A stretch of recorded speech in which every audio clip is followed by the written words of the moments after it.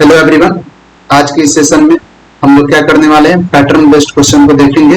Pattern based question को हम लोग कैसे प्रिंट कराते हैं। हम लोग पैटर्न बेस्ड क्वेश्चन को सी लैंग्वेज की मदद से प्रिंट करेंगे।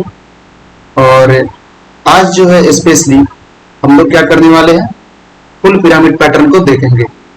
तो चलिए बिना कोई देरी के हम लोग क्या करते हैं, वीडियो का शुरुआत करते हैं। और एक और इन्फॉर्मेशन देना था कि अगर आप इस वीडियो को पहली बार देख रहे हैं तो बता दें कि अगर आप सी लैंग्वेज अगर जानते हैं तो इस वीडियो को देखिए, अदरवाइज मत देखिए, आपको कुछ भी नहीं समझ में आएगा। ठीक है, नहीं तो अगर आप कंप्यूटर साइंस के स्टूडेंट है तो भी आपके लिए वीडियो बेनिफिशियल होगा, लेकिन तभी होगा जब आपको सी लैंग्वेज आता होगा तब।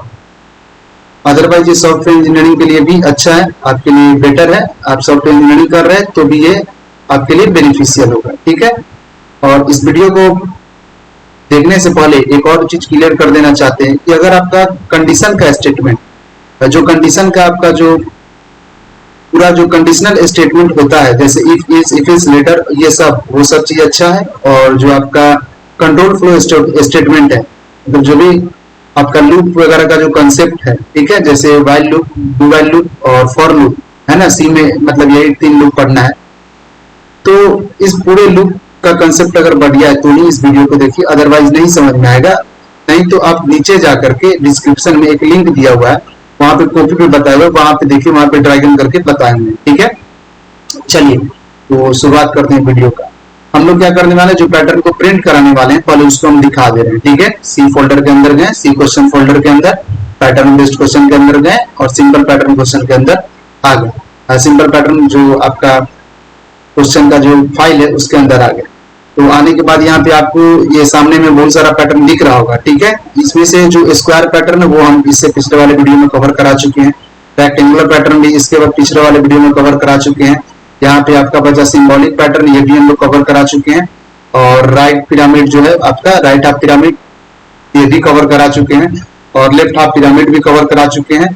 और आज जो है, ठीक है, वो फुल पिरामिड पैटर्न को हम लोग देखने वाले हैं। ये वाला जो है वो इसको, ठीक है, आज इसको देखेंगे फुल पिरामिड पैटर्न को। और आने वाला वीडियो में इसके नीचे जो भी आपको पैटर्न दिख रहा है, ये सारे के सारे पैटर्न को हम लोग कवर करेंगे। ठीक है, और भी इसमें ऐड करना है। ठीक है, कहीं कहीं से क्वेश्चन का हम उपाय कर रहे हैं, जितना ज्यादा क्वेश्चन बनाएंगे उतना ज्यादा कॉन्सेप्ट अच्छा से क्लियर होगा।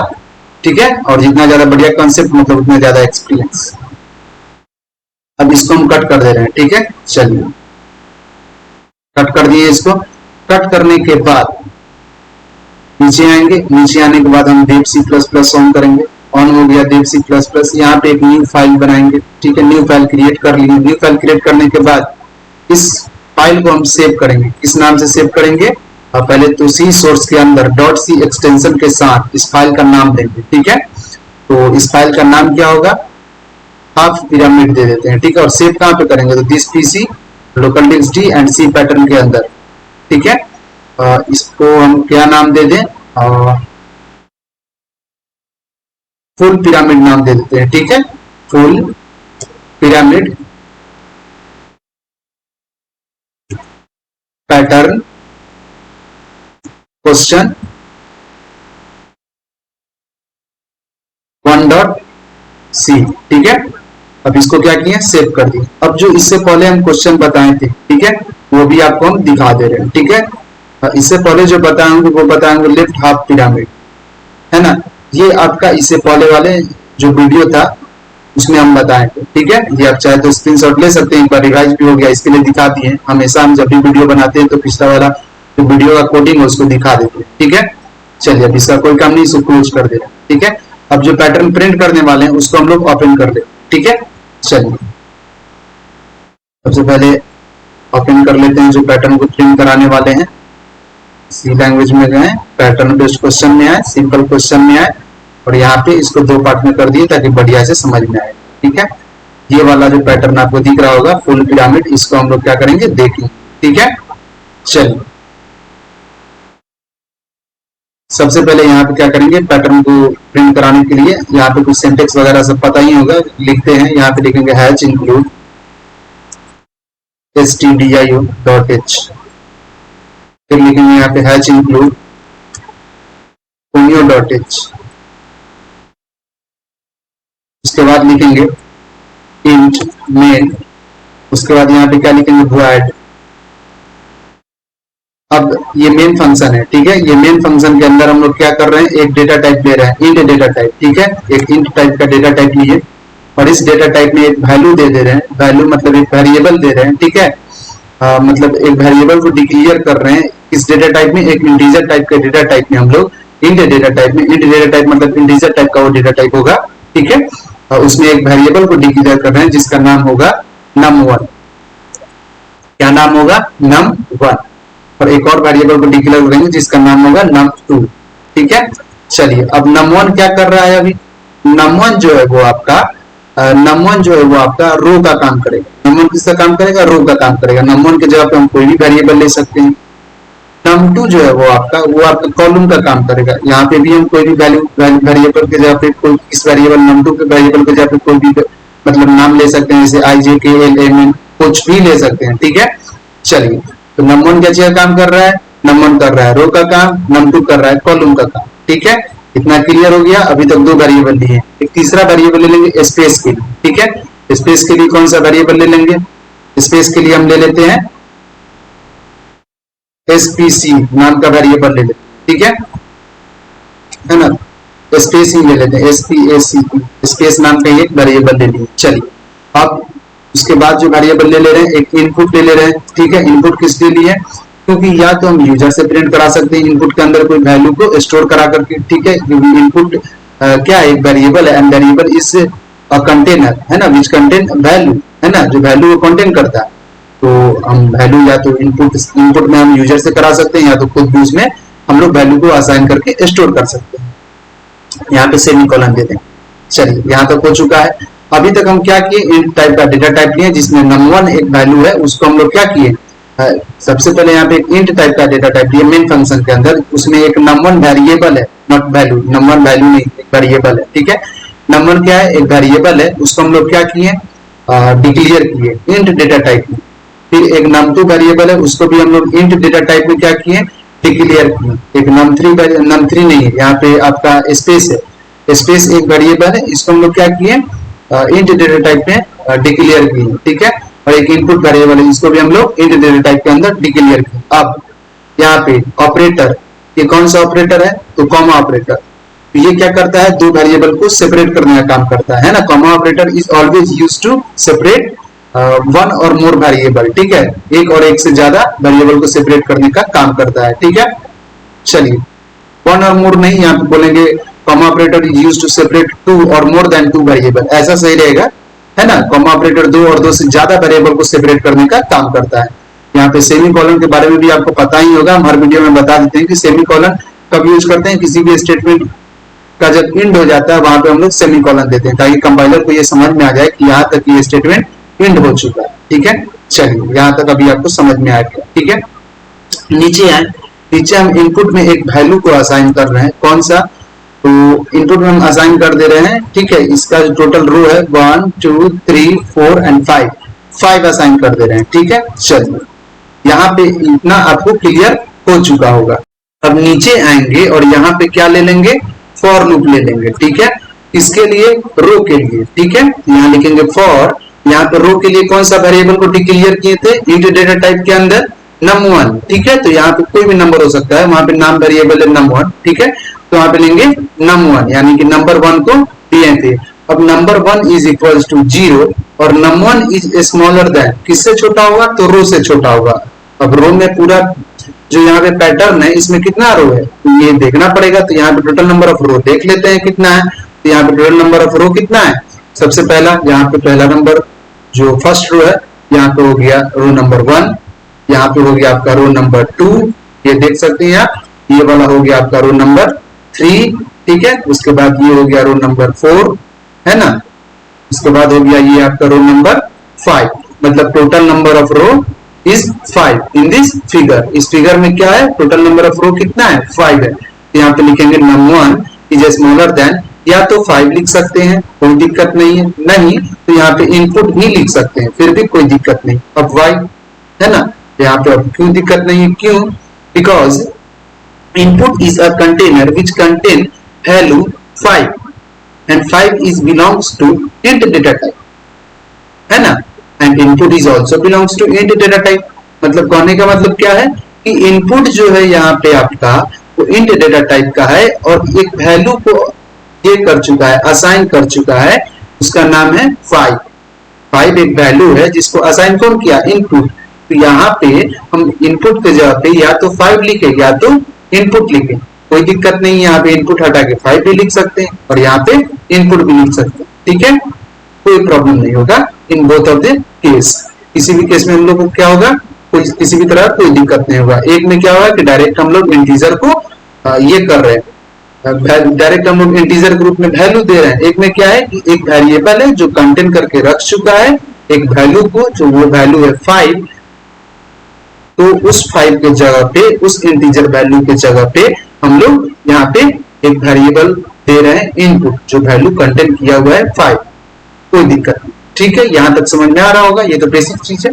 चलिए अब यहाँ पे क्या हो जाएगा, num1 प्लस प्लस, यहाँ तक क्लियर हो गया होगा। ये वाला जो लूप अभी हम दिए हैं, ये लूप किसके लिए था, ये लूप आपका रो के लिए, इसके लिए था रो के लिए। तो यहाँ पे लिखेंगे यूज फॉर, यहाँ पे शायद फॉर रो लिख दे रहे हैं, ठीक है, समझ में आ जाएगा।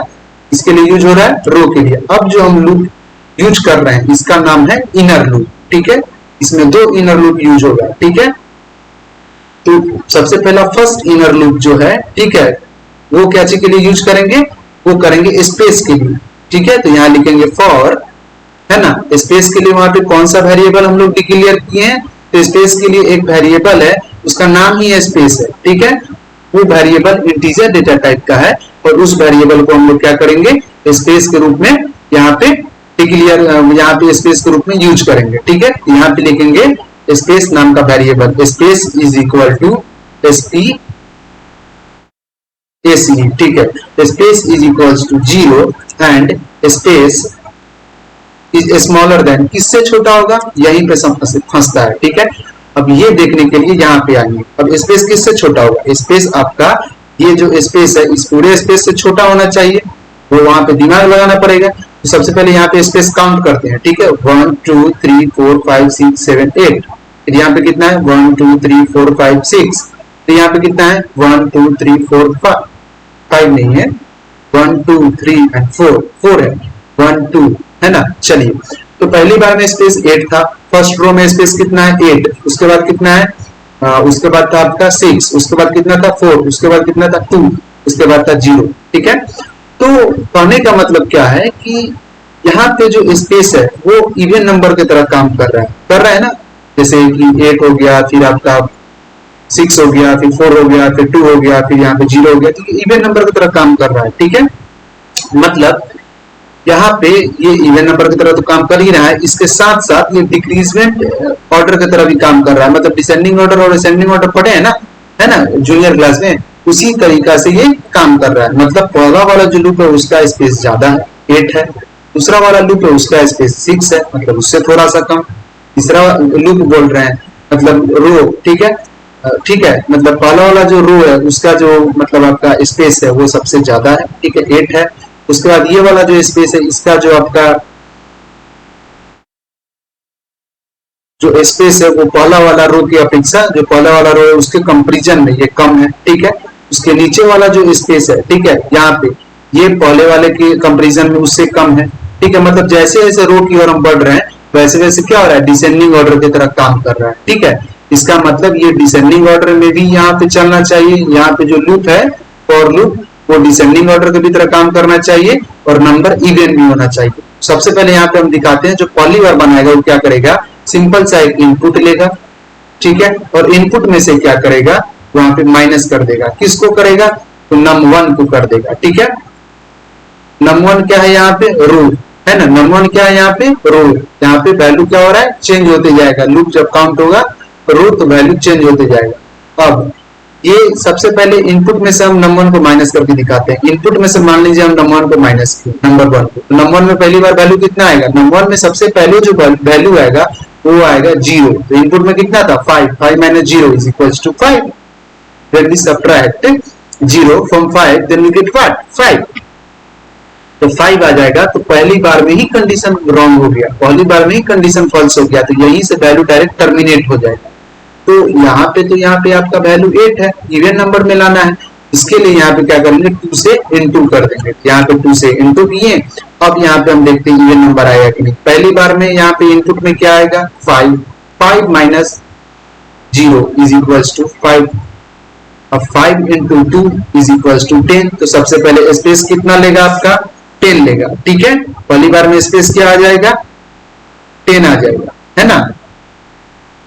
उसके बाद जो स्पेस लेगा वो क्या लेगा, यहाँ पे देखते हैं, यहाँ पे इनपुट में फिर वैल्यू आएगा 5, उसके बाद 5 माइनस क्या करेंगे, नंबर का वैल्यू, नंबर में 1 प्लस होगा, ठीक है, रो है तो उसमें 1 प्लस हो जाएगा, तो इसका वैल्यू क्या होगा, 0 प्लस 1 इज इक्वल टू 1, यानी कि नंबर में हो जाएगा 1, 5 में से जब 1 जाएगा तो बचेगा कितना, 4, 4 2 जा 8, यानी कि यहाँ पे उसके बाद स्पेस लेगा 8, है ना। मतलब ये इवन नंबर के सीरीज में आ रहा है, हमको देखना ये है कि ये इवन नंबर की तरह काम कर रहा है कि नहीं और डिसेंडिंग ऑर्डर में हो रहा है कि नहीं। फिर नंबर में क्या हो जाएगा, नंबर में फिर वैल्यू हो जाएगा 2, फिर इनपुट हो जाएगा, इनपुट में से नंबर का वैल्यू माइनस करेंगे, तो इनपुट में से अगर नंबर का वैल्यू माइनस करते हैं तो 5 माइनस 2 इज इक्वल टू 3, 3 2 जा 6, फिर यहाँ पे स्पेस लेगा 6, समझ में आ रहा है। फिर यहाँ पे क्या हो जाएगा, नंबर का वैल्यू, यहाँ पे फिर नंबर का वैल्यू अगर ले लेते हैं 3, यहाँ पे फिर अगर 5 में से इसको ये माइनस करते हैं 3 को तो आता है 2, और 2 into 2 यानी कि 4, then we get what, when we subtract when we multiply with 2 into 2 then we get what, 4। जब 2 से 2 को इंटू करेंगे तो क्या होगा, 4 आ जाएगा, तो यहाँ पे स्पेस लेगा 4। मतलब आप देख सकते हैं कि यहाँ पे 8 6 4 और यहाँ पे 2 ऐसे स्पेस आ रहा है, इसका मतलब हमारा ये लॉजिक सही है। अब इसको ये सेमीकोलन से क्लोज किया, अब यहाँ पे स्पेस प्लस प्लस, यहाँ तक आई होप कि क्लियर हो गया होगा। अब यहाँ पे एक स्पेस को प्रिंट कर देगा, ठीक है। चलो अब यहाँ पे नीचे आएंगे, ये वाला जो लूप है ये किसके लिए था, स्पेस के लिए था। ये लूप हम किसके लिए यूज किए हैं, स्पेस के लिए, इतना एकदम याद रखना है। यहाँ पे साइड में लिख दे रहे हैं, इसके लिए यूज हुआ है फॉर स्पेस। चलो नीचे आए, नीचे आने के बाद ये हम सेकंड इनर लूप यूज कर रहे हैं, ठीक है। किसके लिए, तो कॉलम के लिए। कॉलम के लिए हम कौन सा वेरिएबल को डिक्लेयर किए थे इंटीजर डेटा टाइप में, num2 को, ठीक है। तो num2 वहां पे यूज करेंगे कॉलम के लिए, ठीक है। तो यहाँ पे लिखेंगे फॉर किसके लिए, for num2 is equals to 0 and num2 is smaller than किससे, कॉलम, ठीक है, कॉलम से छोटा होगा। तो यहाँ पे हम लोग को क्या करना पड़ेगा, सबसे पहले इसका कॉलम वगैरह देखना पड़ेगा, है ना।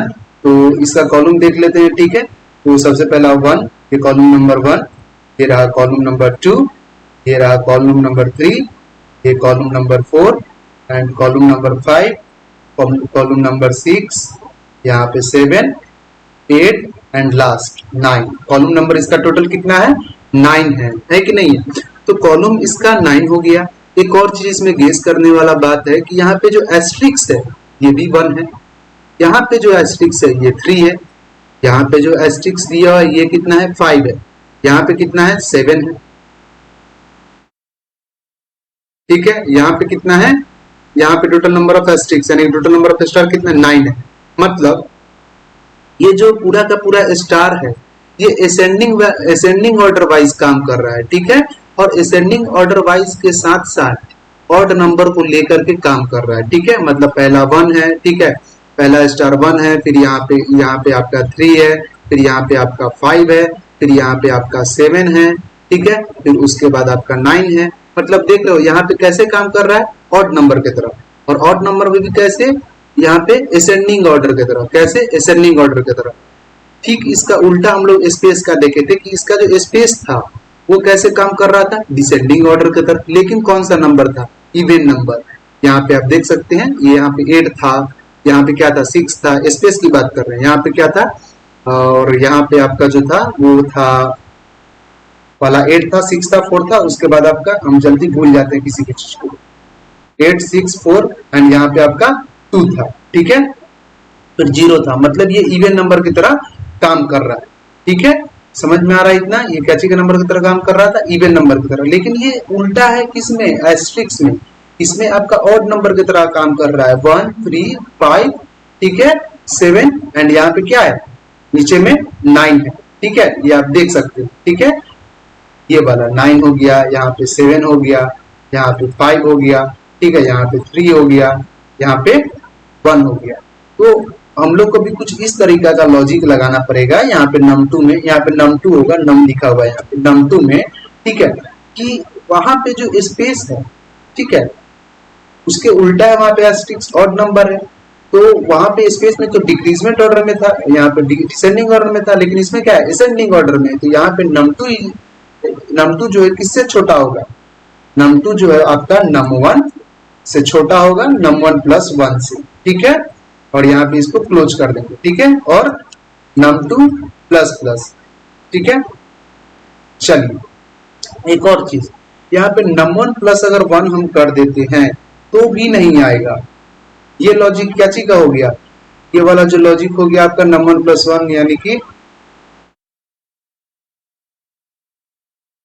num1 में आ जाएगा 0 प्लस 1, ठीक है, 1 आ गया, फिर यहाँ पे 1 प्लस 1 यानी कि 2 आ गया, फिर 2 प्लस 1 3 आ गया, फिर 3 प्लस 1 4 आ गया, और फिर 4 प्लस 1 5 आ गया, फिर 5 आएगा तो कंडीशन फॉल्स हो जाएगा, तो वैल्यू टर्मिनेट कर। ये लॉजिक भी क्या हो गया, ये आपका लॉजिक हो गया ये लेफ्ट पिरामिड पैटर्न का, ठीक है, तो वो भी बता दे रहे हैं लेफ्ट पिरामिड पैटर्न का कैसे हो गया लॉजिक, पहले उसको दिखा दे रहे हैं प्रिंटफ, और यहाँ पे क्या करेंगे, एस्टेरिस्क को मतलब ये कर दी, स्ट्रिंग के अंदर डबल कोटेशन के अंदर दे दिया, और नीचे में कॉलम का जब काउंटेशन अगर खत्म हो जाए, कॉलम का जो आइट्रेशन है वो खत्म हो जाए, उसके बाद यहाँ पे एक लाइन ब्रेक कर दो, ठीक है, स्लैश इन, ठीक है। चलिए slash n use to line break, है ना, स्लैश इन का यूज हम लोग क्या के लिए करते हैं, लाइन ब्रेक के लिए। Slash n is use for break the line in C language, ठीक है, सी लैंग्वेज में हम लोग लाइन ब्रेक करने के लिए स्लैश इन का करते हैं, और भी बहुत सारा लैंग्वेज में जिसमें अलग अलग करते हैं, जैसे आपका PHP में BR टाइप,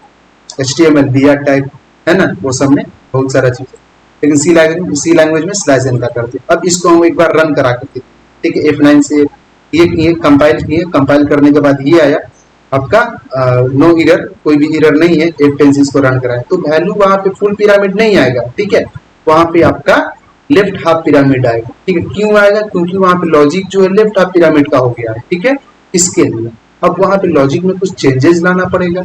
लॉजिक में क्या चेंज लाएंगे, यहाँ पे पहले 1 है और फिर यहाँ पे 3 है, तो कुछ ऐसा सोचो, कुछ ऐसा काम करो कि यहाँ पे 1 के बाद 3 आए, फिर यहाँ पे 5 आए, फिर यहाँ पे 7 आए, फिर यहाँ पे 9 आए, समझ में आ रहा है, ऐसा लॉजिक लगाना है, ठीक है। स्टार, तो यहाँ पे इतना में कौन सा ऐसा काम करे इस नंबर के साथ, ये टर्म के साथ, कि हमको वहां पे ऑड नंबर आए, और वो भी तो असेंडिंग ऑर्डर वाइज। तो कम से कम वीडियो को पॉज करके 10-20 सेकंड सोचिए, उसके बाद इस वीडियो को देखिए, ठीक है। अब हम बता दे रहे हैं, ठीक है, यहाँ पे करना क्या होगा, यहाँ पे सबसे पहले करना होगा कि num1 का वैल्यू 0 है, तो अगर उसको मान लीजिए अगर हम इंटू कर देते हैं, ठीक है, अगर 2 से इंटू कर देते हैं num1 को, ठीक है, तो वैल्यू क्या आ जाएगा, num1 में वैल्यू पहले 0, और 0 इंटू 2 तो 0, और प्लस 1 यानी कि 1, पहली बार में 1 स्टार प्रिंट। चलिए ठीक है, फिर यहाँ पे num1 का वैल्यू कितना हुआ, 2, num1 का वैल्यू 2 नहीं होगा, 0 के बाद 1 होगा, ठीक है, और 1 इंटू 2 यानी कि वैल्यू आ गया 2, 2 प्लस 1 यानी कि 3, वैल्यू यहाँ पे प्रिंट करेगा 3, है ना, टोटल यहाँ पे कितना प्रिंट करेगा 3 स्टार। उसके बाद क्या हो गया, num1 का वैल्यू कितना हो गया, यहाँ पे num1 यहाँ पे क्या काम कर रहा है, रो का, यहाँ पे हो गया 2, तो 2 इंटू 2 4 प्लस 1 यानी कि 5, ठीक है, 2 इंटू 2 4 एंड उसमें 1 को प्लस कर देंगे तो 5 आ जाएगा, तो यहाँ पे टोटल नंबर ऑफ स्टार 5। फिर यहाँ पे num1 का वैल्यू कितना हो जाएगा, 0 हो गया, 1 हो गया, फिर 2 हो गया, फिर यहाँ पे 3 हो जाएगा, ठीक है, 3 इंटू 2 यानी कि 6 प्लस 1 इज इक्वल टू 7, यहाँ पे टोटल नंबर ऑफ स्टार क्या प्रिंट करेगा 7। फिर यहाँ पे जो num1 का वैल्यू है वो क्या आ जाएगा, वो आ जाएगा आपका num1 का वैल्यू कितना था इससे पहले, 0 हो गया है, 1 हो गया है, 2 हो गया, ठीक है, 3 भी हो गया, 4, तो 4 इंटू 2 क्या आ जाएगा 8, 8 प्लस 1 कितना हो गया 9, तो टोटल नंबर ऑफ एस्टेरिस्क कितना प्रिंट करेगा 9। चलिए इतना तो क्लियर हो गया। अब यहाँ पे num1 का वैल्यू यहाँ पे जैसे ही 5 होगा तो 5 2 10 हो गया, ठीक है, और 10 प्लस 1 कितना हो गया 11, तो वहां पे 11 प्रिंट नहीं होगा, क्यों नहीं होगा, क्योंकि यहाँ जो वैल्यू है जैसे num1 का वैल्यू 5 हो ही नहीं सकता है, क्यों नहीं होगा, कि यहाँ जब वैल्यू ऊपर नंबर के पास जाएगा, ठीक है, नंबर में वैल्यू जाएगा, ये वैल्यू किससे छोटा होना चाहिए, 5 से छोटा होना चाहिए। इनपुट का वैल्यू 5 है, ठीक है, और नंबर जो होना चाहिए वो इनपुट से छोटा होना चाहिए। मतलब इनपुट का जो वैल्यू है वो 5 है और 5 से छोटा क्या होगा, 4। ये वैल्यू तब तक ही ट्रू होगा जब तक कि 4 होगा, ठीक है, जब तक कि नंबर 4 है तब तक ये वैल्यू ट्रू। जैसे ही 5 हुआ तो यहाँ से टर्मिनेट कर जाएगा आउटर लूप से, ठीक है। इसके लिए तो इसको एक बार रन करा के देख लेते हैं, ठीक है। यहाँ पे F9 प्रेस किए और एक बार रन कराएं F10 से।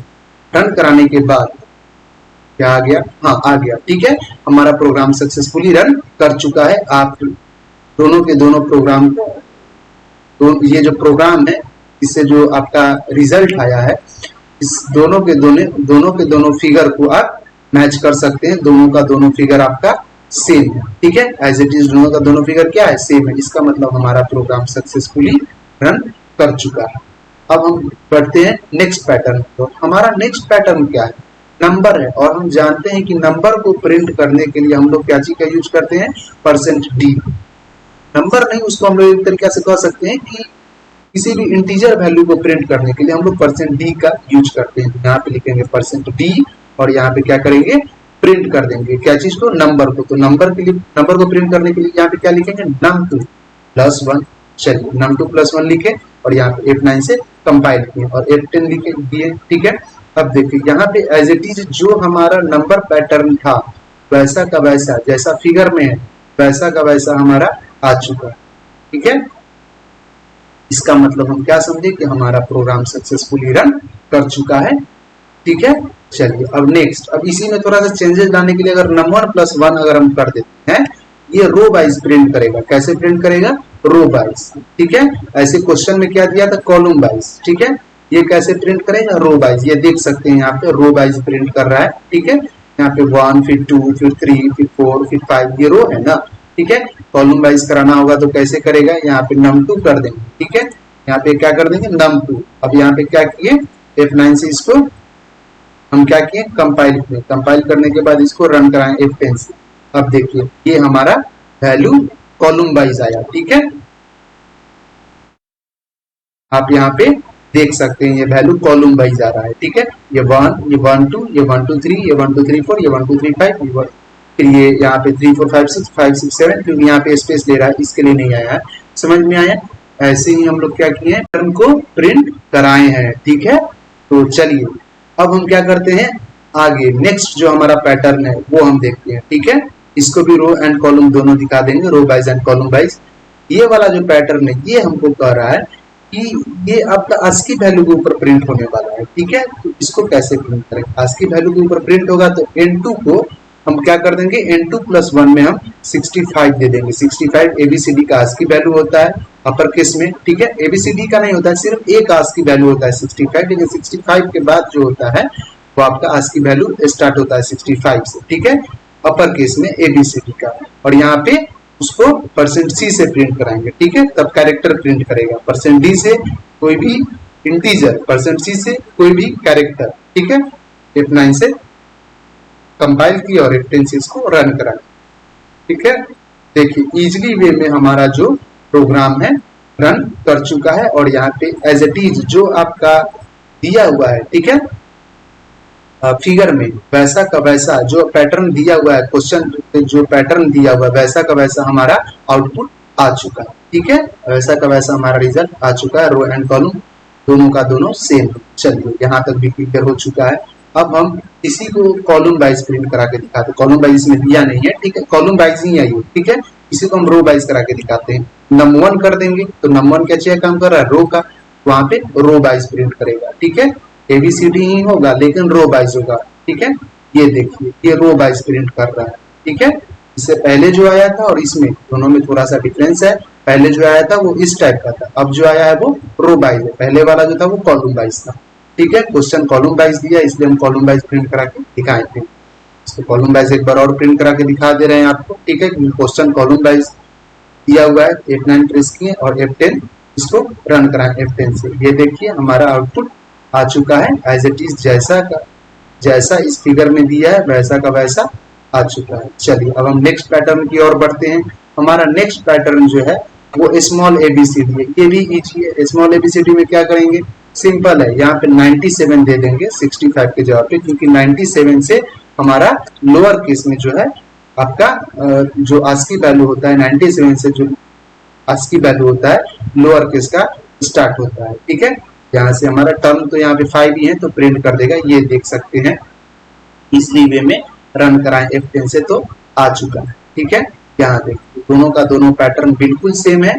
Both of the row and column of this figure are same, so that's why our program is run successfully, या फिर our program is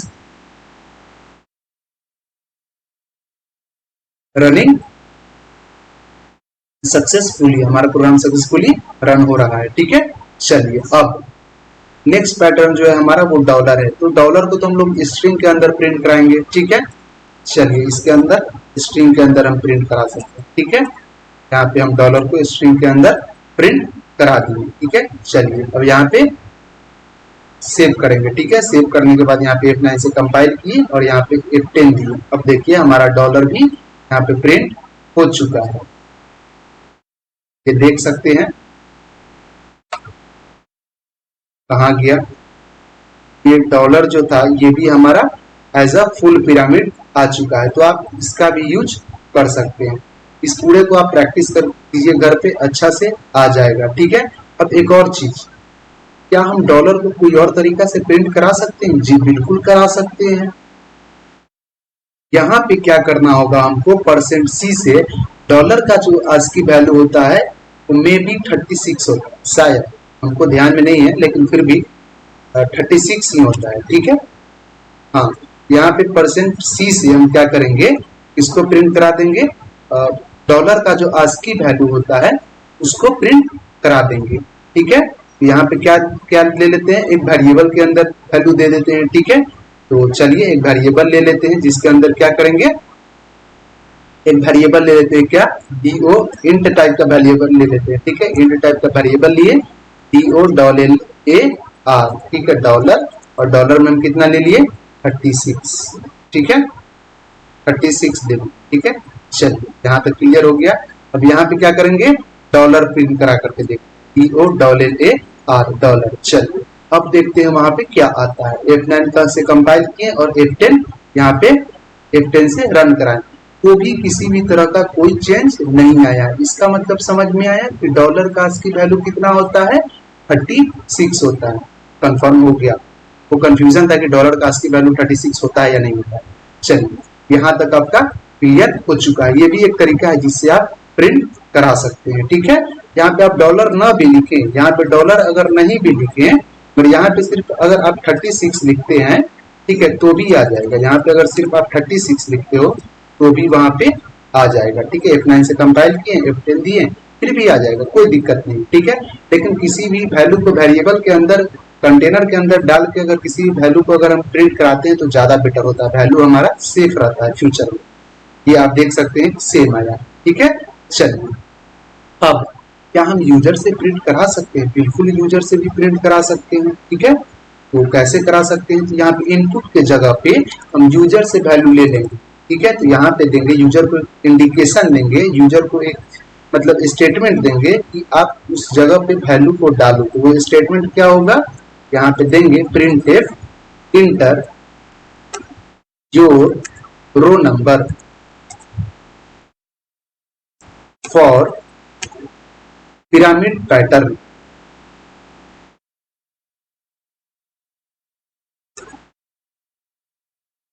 चलिए, और यहाँ पे क्या किए, सेमीकोलन से क्लोज किए, और वो वैल्यू किसके ऊपर लेंगे, इनपुट के ऊपर। इससे लेंगे तो स्कैनएफ से। ठीक है, SCANF स्कैनएफ से, और %D यानी कि इंटीजर टाइप का है। ठीक है, तो यहाँ पे इनपुट एड्रेस लेना पड़ेगा। यहाँ पे एम्परसेंड एड्रेस को बोलते हैं, सी लैंग्वेज पढ़े हुए तो पता होगा, $INPUT इनपुट के ऊपर। ठीक है, चलिए यहाँ तक आई होप क्लियर हो गया होगा। अब यहाँ पे F9 से कंपाइल को कोई एरर नहीं है, F10 दिए, हमसे अब वैल्यू मांगेगा, मतलब यूजर से वैल्यू मांगा। यहाँ पे यूजर दिया 10, वैल्यू आ गया आपका 10 टाइम डॉलर। क्यों आया 10 टाइम डॉलर, क्योंकि यहाँ पे हम लोग 36 इसका आज की वैल्यू दिए हुए हैं %C से। ठीक है, चलिए फिर यहाँ पे क्या आ जाएगा, अगर 50 टाइम लेना होगा तो 50 टाइम डॉलर आ जाएगा। अभी दिखेगा नहीं, इसको थोड़ा सा जूम करना पड़ेगा। ये देखो, छोटा करना पड़ेगा तब समझ में आएगा। ठीक है, स्क्रीन इसका छोटा पड़ गया, अब आ जाएगा। ठीक है, ये देखिए, ये आपका 50 टाइम डॉलर आ चुका है। ठीक है, किस रूप में? पैटर्न प्रिंटिंग के रूप में, फुल पिरामिड के रूप, एज अ फुल पिरामिड हम लोग का डॉलर आ चुका है। लेकिन इसका रो जो होगा वो पूरा का पूरा 50 ही होगा। ठीक है, चलिए, यही है। आप इसमें कोई भी चीज प्रिंट करा सकते हैं। अब स्ट्रिंग के अंदर भी आप करा सकते हैं। ठीक है, कोई भी चीज ऐसे स्टार प्रिंट कराना है तो स्टार दिए, स्पेस दे दिए, स्टार प्रिंट कर देगा। F9 से कंपाइल करके F10 दिए। अब एस्ट्रिक्स प्रिंट करेगा, आप जितना चाहे उतना करा सकते हैं। 20 दिए, 20 टाइम प्रिंट किया एस्ट्रिक्स। ऐसे ही आप वैल्यू को यूजर के द्वारा प्रिंट करा सकते हैं। इसको थोड़ा सा बड़ा कर दे रहे हैं और आप चाहे तो इसका स्क्रीनशॉट ले सकते हैं। ठीक है,